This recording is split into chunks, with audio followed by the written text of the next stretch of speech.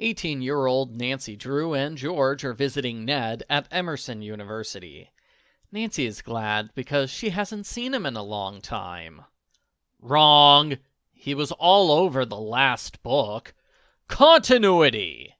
Argo Funk Book Review. Argo Funk Book Review. Nancy just happens to be passing by when it's discovered the museum was robbed. Someone stole a painting called First Kiss. Dean Jarvis says they've never been robbed before. Wrong!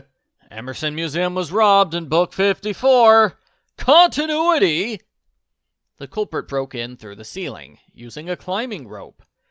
It turns out the culprit didn't need to bother. Debbie, the student in charge, forgot to turn off the security system that night. She is swiftly fired by Dr. Morrison, the head curator. Suspicion falls upon Debbie's boyfriend, Bryan. Bryan is the security guard. He claims he was locked in a shed the whole time. Later, it's revealed his climbing equipment was used to commit the crime. He claims he's being framed, perhaps by Rina, his angry ex-girlfriend. Nancy meets Michael Jared, the hunky, dark-haired artist. He can't stop looking at Nancy. He asks her to model for his class. Ned is already disappointed that, yet again, Nancy's ignoring him in favor of solving a mystery. So Ned gets extremely jealous of Michael. What if the modeling job is some kind of kissing romance trick? Debbie lets a girl into her room in the middle of the night. She lies and says no one's in her room. Nancy later sees Debbie's friend stealing art supplies from the campus bookstore. The friend disguises herself as Debbie's roommate, Kate, in order to take Michael's art class. Modeling for Michael is a little too exciting for Nancy. She has to remind herself that Ned is her boyfriend, not the super hot guy. Michael starts crying over the stolen painting, and he hugs Nancy passionately. That's when Ned walks in. He's so furious, he punches the wall and accuses Nancy of making out with Michael. The angry fight ends with the two of them breaking up. Nancy questions Debbie, who's wearing a robe and is about to take a shower. Nancy follows Debbie into the stall. "Oh my gosh, Nancy! Give the girl some privacy!" Ned arrives with a rose. He apologizes for getting jealous. He should have known Nancy's hug with Michael was innocent. After all, he hugs Bess and George all the time. He does? Someone cuts up Debbie's dress, and Debbie breaks up with Bryan. Nancy and Ned have a great time at his fraternity's dance. They dance so well, everybody stops to watch them.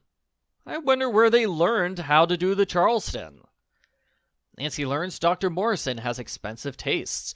Rina has a hole in her alibi, and Debbie is hiding fake Kate in her room. Debbie gets an anonymous call, which says the stolen painting's in the chapel. They easily recover the painting. It looks like the mystery's done, but haha, there are 50 pages left. This ain't over by a long shot. Sure enough, Michael interrupts the art gallery opening to say, "That's not his painting. It's a forgery." Debbie volunteers at a halfway house for runaway teenagers. Nancy goes there and learns fake Kate is a runaway named Jamie. Debbie has been hiding her this whole time. That is Debbie's big secret. Nancy follows Rina to her aunt's house. Rina confesses she stole the painting and replaced it with a forgery. She did this because she wanted to prove to everyone that she's a great artist. Rina wanted to give the painting back, but someone stole it from her car. The culprit steals some warning signs and barricades off of the road. As a result, Nancy almost drives off an unfinished bridge. This is the first time she's been in danger in this book, isn't it? Huh. Right on cue, Nancy's dad calls to say Dr. Morrison is probably the culprit. Morrison lost his previous museum job for stealing and selling paintings, although no charges were pressed. He's doing the exact same scheme again. Nancy finds the real painting hidden in the storeroom. Morrison shows up with a gun.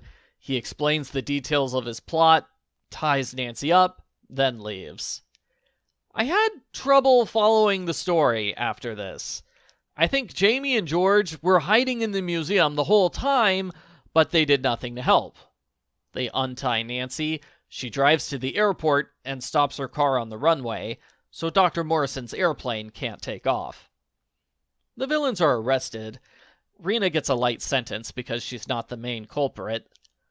I don't think that's fair. She stole the painting. Just because someone worse plotted to steal the painting at the same time, that doesn't mean her theft is less illegal. Nancy and Ned laugh when it looks like Michael is in love with Debbie. The end. Post-book follow-up. I think the final third of the book needs a rewrite because the story didn't flow naturally. It was more like the end of Nancy Drew Trail of the Twister, where Nancy goes through each suspect one by one until the story's over. It also broke the flow to have Nancy take 2 long trips off campus, far from everyone and everything else. Remember when Nancy and Ned broke up at the start of the series? It was treated like a big deal, only it wasn't. They immediately got back together. That's what their fake breakup in this book felt like. Honestly, I wish they did break up for real, since Nancy and Ned have been regularly cheating on each other over the past 10 books. I am glad the breakup was quickly resolved instead of being dragged out for the entire book. Overall, I would recommend this book. The mystery is well written, with several twists and smaller clues that are well placed. It is weird that there aren't any cliffhangers or danger until the very end. I give Nancy Drew Files number 111, The Stolen Kiss, a 7 out of 10.